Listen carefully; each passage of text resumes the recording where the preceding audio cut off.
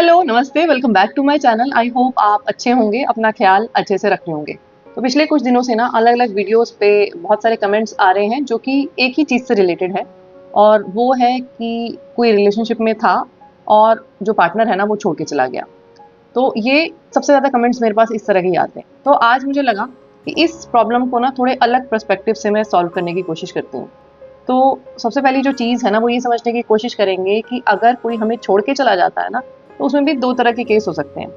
पहला केस तो ये हो सकता है कि आप दोनों के बीच में कुछ कंपैटिबिलिटी इश्यूज़ रहे कि ऐसा लगा थोड़े टाइम साथ रहने के बाद कि नहीं मतलब कंपैटिबिलिटी नहीं बन रही है और या कुछ भी इस तरह की चीज़ें कि जिसमें आप दोनों की ही चीज़ें जो थी ना वो सॉर्टेड नहीं थी। दूसरा केस ये हो सकता है कि किसी एक पार्टनर ने ना कुछ ऐसा किया जैसे कि आपको धोखा दिया या किसी और के लिए आपको छोड़ के चला गया। अब आपको पहली वाली जो सिचुएशन थी कि जिसमें आप दोनों के बीच में कुछ इश्यूज़ थे, उसकी वजह से कोई एक इंसान आपको छोड़ के चला गया, वो ज़्यादा बुरा लगेगा या फिर ये जो दूसरे वाला केस है जिसमें कि किसी ने आपके साथ चीटिंग की, किसी ने आपके साथ धोखा किया और फिर वो आपको छोड़ के चला गया, ये ज़्यादा बुरा लगेगा। ऑब्वियसली ये जो दूसरे वाला केस है जिसमें हमारे साथ कोई कुछ गलत कर देता है, हमें उन सब चीज़ों से ना हम डीपली हर्ट हो जाते हैं। एक और जो इस वाले केस में सबसे बड़ी डिसएडवांटेज होती है वो ये होती है कि एक तो आपको उस इंसान से बात करनी ही नहीं है क्योंकि रिश्ता खत्म हो चुका है, तो वो बात ना करने का जो दर्द है वो तो सहना ही सहना है। साथ में ये जो दर्द है कि किसी ने आपको धोखा दे दिया, किसी ने आपको चीट कर दिया, वो जो दर्द होता है वो एट टाइम्स बात ना करने के दर्द से ना कहीं ज़्यादा बड़ा होता है। आपको वो बात ज़्यादा तंग किए जा रही होती है कि इसने मुझे धोखा दे दिया, मैंने इसके लिए इतना सब कुछ किया, इतने इमोशंस उसको दिए, उसके बाद भी उसने किसी और के लिए मुझे धोखा दे दिया। ये जो एक फीलिंग होती है ना, ये हमें अंदर से दीमक की तरह ना खाए जाती है। एक बार के लिए कोई भी बात ना करने के दर्द को झेल सकता है, उससे बाहर भी निकल सकता है। लेकिन ये वाला जो दर्द होता है ना, जिसमें कोई धोखा दे देता है हमें, वो दर्द हमारे साथ ज़िंदगी भर तक रहता है। चाहे आप उसको कॉन्शियसली सोचो या ना सोचो, लेकिन आपके सबकॉन्शियस माइंड में वो जो पेन होता है, वो जो पेनफुल इमोशंस होते हैं उस चीज़ से रिलेटेड, वो हमेशा रहते हैं।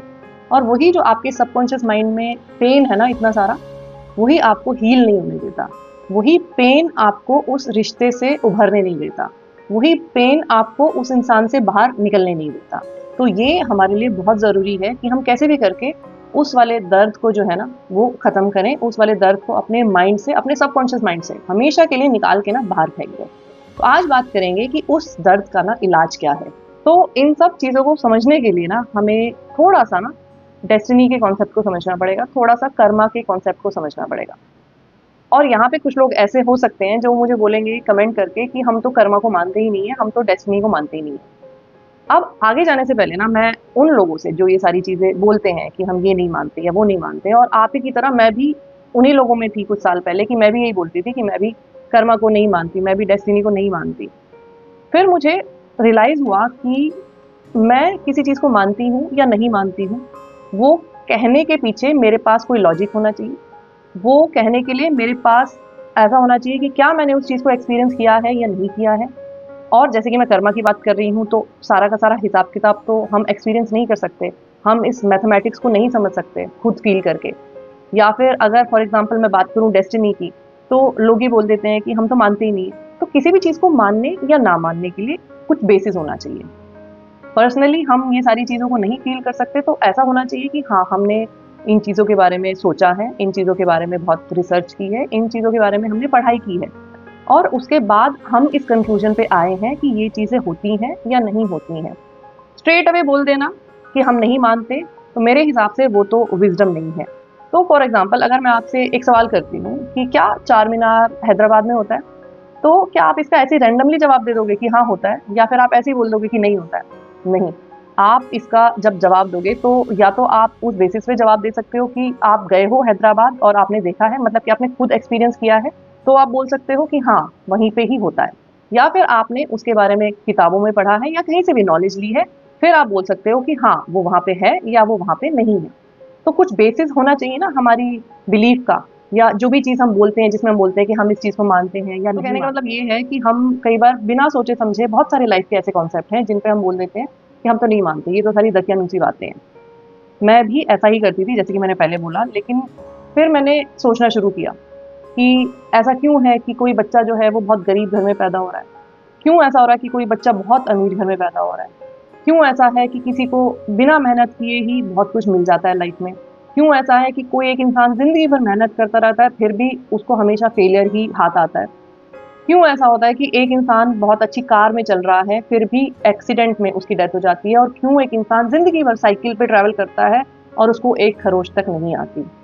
तो ये सारी चीज़ें मेरे दिमाग में चलती रहती थी बहुत पहले से, और उसके बाद जब मैंने कुछ किताबें उठाई, इनके बारे में पढ़ना शुरू किया, थोड़ा-सा इधर-उधर देखना शुरू किया, जो नॉलेज पहले से थी, जो नॉलेज किताबों को पढ़ के आई, उन सब चीज़ों को कनेक्ट करना शुरू किया, तो मैं इस कन्क्लूज़न पे पहुँची कि कर्मा होता है, कर्मा एग्ज़िस्ट करता है, और जितनी भी चीज़ें हमारी लाइफ़ में हमारे साथ हो रही हैं, वो कुछ भी रैंडम नहीं है, कुछ भी कोइंसिडेंस नहीं है। हर एक चीज़ कर्मा का ही रिज़ल्ट है। मैं ये नहीं कहती आपको कि आप मेरे कहने से ये मान लो कि कर्मा होता है। आप अपना होमवर्क करो, आप अपना अध्ययन करो उन चीज़ों को लेके, उसके बाद आप कहो कि आप मानते हो या नहीं मानते हो। लेकिन अगर आपने नहीं इस चीज़ के बारे में गहराई से सोचा है, नहीं अपना होमवर्क किया है, तो कम से कम आप ये मत बोलो कि मैं इन चीज़ों को नहीं मानता हूँ या नहीं मानती हूँ। बेस होना चाहिए ना आपका कुछ ना कुछ ये कहने का कि आप मानते हो या नहीं मानते हो। ऐसी हवा में हम क्यों कह देते हैं? तो आगे बात करने से पहले मैं आपको ये बता दूँ कि ये सारी बातें मैं आपसे इसलिए कर रही हूँ कि जो मेन टॉपिक मैंने शुरू में लिया था इस वीडियो के स्टार्टिंग में, वो जो टॉपिक है ना, वो इन्हीं सारी चीज़ों से मैं आगे जाके रिलेट करने वाली हूँ। तो इसलिए ये बहुत ज़रूरी है कि पहले जो ये बेसिक है ना इन सब चीज़ों का, वो मैं थोड़ा-सा क्लियर कर दूँ। तो जब मैं अपने घरवालों से सुनती थी ना बचपन में या बड़े होते हुए भी कि सब कर्मों का फल है, या फिर मैं सुनती थी कि जैसा करोगे वैसा भरोगे, या इसी तरह की चीज़ें। तो मैं अपने घरवालों को बोलती थी ऐसा थोड़ी ना होता है कि भगवान पेन और पेपर थोड़ी ना लेके बैठा हुआ है, इतनी सारी पॉपुलेशन है। तो भगवान क्या हर इंसान के लिए पेन और पेपर लेके बैठता है और फिर हर एक के अच्छे कर्म और बुरे कर्म लिखता है? और फिर उसी कर्मों के हिसाब से उसको जो भी मिल रहा होता है, वो उसी कर्मों के हिसाब से दे रहा होता है। भगवान ऐसा कर रहा है क्या? और मैं इतनी सी एक लाइन पे उन सारी चीज़ों को क्रॉस मार दिया मैंने कि नहीं ये सब। तो अगेन जैसे कि मैंने बोला कि अगर बिना किसी कॉन्सेप्ट को अच्छे से समझे, बिना उसको जाने, बिना उसके बारे में अध्ययन करे, अगर हम ये बोल देते हैं कि ये तो होता ही नहीं है, जैसे कि मैंने बोला, तो ये कहीं न कहीं हमारी नासमझी होती है। तो जब मैंने इन सब चीज़ों के बारे में बहुत डीपली सोचना शुरू किया, इन सब चीज़ों के बारे में पढ़ना शुरू किया, तो मुझे समझ आया कि कैसे हमारा किया गया एक-एक अच्छा और बुरा कर्म काउंट करता है। भगवान नहीं लिख रहा है हमारे कर्मों को, हमारे अंदर जो हमारा सबकॉन्शियस माइंड है या जिसको हम आत्मा बोल सकते हैं, वो ही सारा लेखा-जोखा लेके रखती है हमारे अच्छे और बुरे कर्मों का। जब हम कुछ अच्छा करते हैं तो क्या इमोशंस हमें फ़ील होते हैं? वो इमोशंस स्टोर होते हैं हमारे सबकॉन्शियस माइंड में। किसी के साथ कुछ बुरा करते हैं, तो भी उससे रिलेटेड क्या नेगेटिव इमोशंस हमें फ़ील होते हैं, वो भी सारे इमोशंस स्टोर होते हैं हमारे सबकॉन्शियस माइंड में। जैसे कि कहते हैं कि आत्मा कभी नहीं मरती, आत्मा हमेशा अमर रहती है। और आत्मा के अंदर हमारे सारे के सारे इमोशंस जो कि हमने उस जन्म में झेले हैं, वो सारे के सारे इमोशंस स्टोर रहते हैं। अब वो आत्मा जब किसी नए शरीर को चूज़ करेगी, तो अच्छे और बुरे इमोशंस जो हमने दिए हैं उसको अपने किसी पिछले जन्म में, वो भी उसके साथ जाएँगे। और उन इमोशंस के साथ जो लोग एसोसिएटेड थे, किसी ने मेरे साथ अच्छा किया, मैंने किसी के साथ अच्छा किया, किसी ने मेरे साथ बुरा किया या मैंने किसी के साथ बुरा किया। जिन-जिन लोगों के साथ ये सारी चीज़ें हुई हैं पिछले जन्म में, वो सारे लोग मुझे मिलेंगे मेरे आने वाले अगले जन्म में भी, जब तक कि मेरा हिसाब-किताब जो है वो किसी इंसान से पूरा नहीं हो जाएगा। जब तक ये सिलसिला जो है ना हमेशा चलता रहता है। इस किताब के डेबिट और क्रेडिट में 1% भी एरर नहीं होता। जैसा करोगे वैसा भरोगे। ये लाइन जो है ना 100% सच है। तो ये तो रही कर्मों की बात। अब मैं वापस आती हूँ अपने टॉपिक पे, जिस टॉपिक को लेके मैंने इस वीडियो को बनाना शुरू किया था कि अगर कोई आपको छोड़ के चला गया, अगर किसी ने आपके साथ कुछ बुरा कर दिया, कुछ धोखा कर दिया, तो जो भी कोई इंसान आपके साथ कुछ भी कर रहा है, आपको धोखा दे रहा है, किसी और के लिए आपको छोड़ के जा रहा है, या कुछ भी ऐसी नेगेटिव चीज़ कर रहा है जो कि आप बिल्कुल एक्सपेक्ट नहीं कर रहे थे, या फिर अगर आपने तो बहुत कुछ अच्छा किया उसके साथ, लेकिन ना तो वो आपके उस अच्छा करने को समझा, प्लस आपके साथ बुरा करके चला गया। ये जितनी चीज़ें कोई हमारे साथ करके चला जाता है ना, ये सारी की सारी चीज़ें हमारे कर्मों का फल होती है। हम क्या करते हैं कि हम उसी जन्म के हिसाब से उन चीज़ों को देखते हैं कि इस जन्म में मैंने इस इंसान के साथ बहुत अच्छा किया था, मैंने अपना बेस्ट किया था, लेकिन इसने मेरे साथ ऐसे कर दिया, ऐसा कैसे कर सकता है मेरे साथ? हम पूरी ज़िंदगी भर इसी दुःख से जूझते रहते हैं और इससे बाहर नहीं निकल पाते। लेकिन जो कुछ भी आपके साथ हो रहा है ना, वो कहीं न कहीं आपके कर्म हैं। अगर वो इस जन्म के नहीं हैं, तो किसी न किसी पिछले जन्म के कर्म हैं। कभी न कभी आपने भी उस इंसान के साथ कुछ न कुछ बुरा किया है, उसका भी कहीं न कहीं दिल दुखाया है। तो वो सेम जो साइकिल है ना वो पूरी होगी, बैलेंस जो है ना वो ज़ीरो ज़रूर होगा। और जब आप इस तरीके से सोचोगे ना कि मैंने भी इसके साथ कभी ना कभी कुछ बुरा किया होगा, तो इस वजह से इस इंसान ने मेरे साथ ऐसे कर दिया। तो आप रियलाइज़ करोगे कि आपका जो बोझ है, जो आप इतने सालों से कैरी कर रहे हो अपने अंदर, इतना सारा दुःख जो आप लेके घूम रहे हो, वो सारा का सारा मेल्ट हो जाएगा।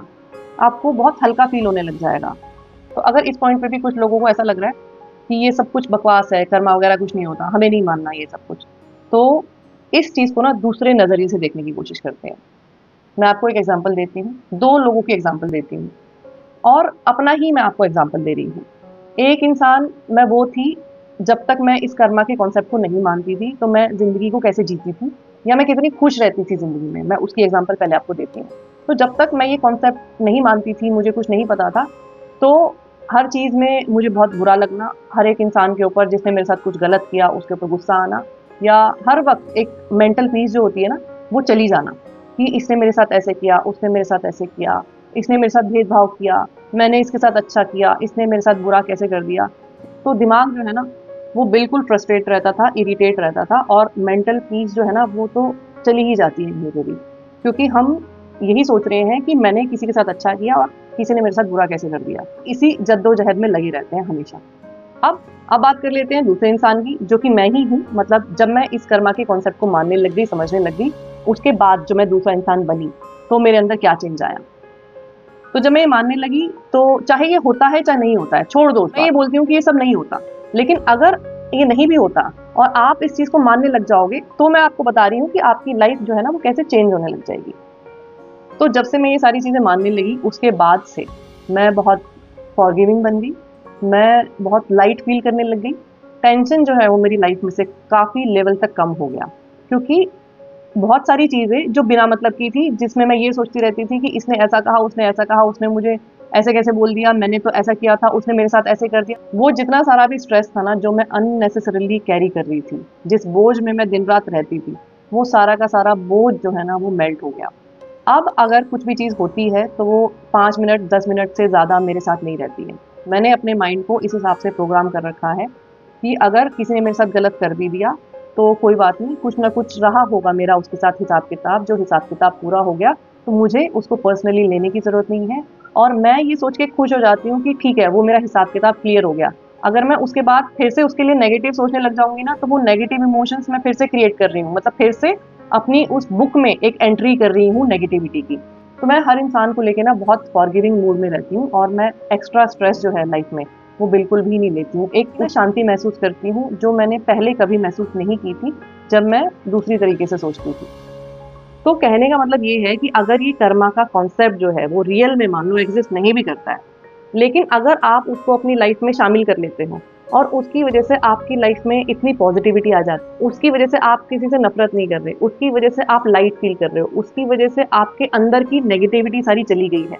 कितने सारे लोग थे मेरी ज़िंदगी में जिनको लेके मेरे सबकॉन्शियस माइंड में नेगेटिविटी थी। अगर आप भी सोच के देखोगे ना बचपन से लेके अब तक, तो बहुत सारे लोग आपके ज़हन में आ जाएँगे कि हाँ, उसने मेरे साथ तब बुरा किया था, उसने मेरे साथ तब बुरा किया था, वो सब के सब आपको याद आ जाएँगे, चाहे बात कितनी भी पुरानी क्यों ना हो। क्योंकि जब इमोशंस का सवाल होता है, चाहे नेगेटिव हो, चाहे पॉजिटिव हो, वो हमारे सबकॉन्शियस माइंड में हमेशा के लिए स्टोर हो जाते हैं। तो बहुत सारे लोग होंगे जो आपके ज़हन में आएँगे, जिनके लिए आपको नेगेटिविटी फ़ील होगी जब आप उनके बारे में सोचोगे। तो जब आप इस कॉन्सेप्ट को मानने लग जाते हो ना, तो उन सब लोगों के लिए सारी की सारी नेगेटिविटी आपके माइंड से ना गायब हो जाती है। आपको ऐसा लगेगा कि जैसे सब कुछ धुल गया है, जैसे सब कुछ साफ हो गया है और आपको चीज़ें जो है ना वो क्लियर नज़र आने लग जाएँगी लाइफ़ में।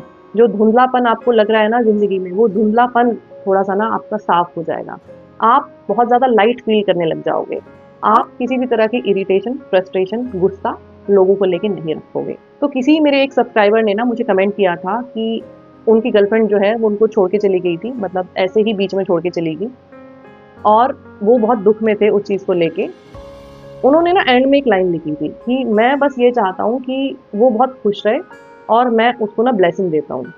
ये जो बातें हैं ना जो उन्होंने कही, लास्ट की जो 2 लाइन उन्होंने लिखी, वो मुझे बहुत टच कर गई। तो मुझे ऐसा लगा कि अगर किसी इंसान के धोखा देने के बाद भी, छोड़ के जाने के बाद भी, आप ऐसे सोच सकते हो कि वो खुश रहे और आप उसको अगर ब्लेसिंग दे रहे हो, तो ज़िंदगी का जो ये लेसन है ना, वो कहीं न कहीं आपने सीख लिया है।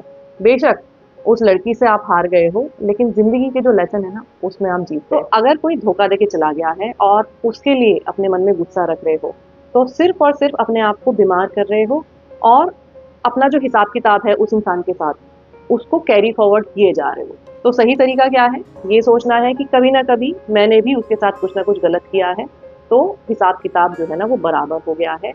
और अगर किसी चीज़ को मान के आपको ये चीज़ें हासिल हो रही हैं, मतलब पॉज़िटिविटी, शांति, खुशी, तो चाहे वो गलत भी है, चाहे आपको लग रहा है कि वो एग्ज़िस्ट भी नहीं करती है, तो भी उस चीज़ को मानने में कोई भी बुराई नहीं है। क्योंकि उस चीज़ को मान के आपकी जो ज़िंदगी है वो बेटरमेंट की तरफ जा रही है और उस चीज़ को ना मान के आपकी ज़िंदगी में नेगेटिविटी और फ्रस्ट्रेशन आ रही है। तो आपको सोचना है कि आपको कौन-सी वाली साइड चूज़ करनी है, जैसे कि मैंने एक साइड चूज़ कर रखी है। तो आज की वीडियो में इतना ही। आई होप आपको वीडियो अच्छा लगा होगा। वीडियो अगर अच्छा लगा है तो लाइक और शेयर करना है। चैनल पे अगर पहली बार आए हो तो सब्सक्राइब करना मत भूलना। मैं आपसे फिर मिलूँगी एक नई वीडियो के साथ। तब तक अपना ध्यान रखिए। Lots of love to you. Take care. Bye bye.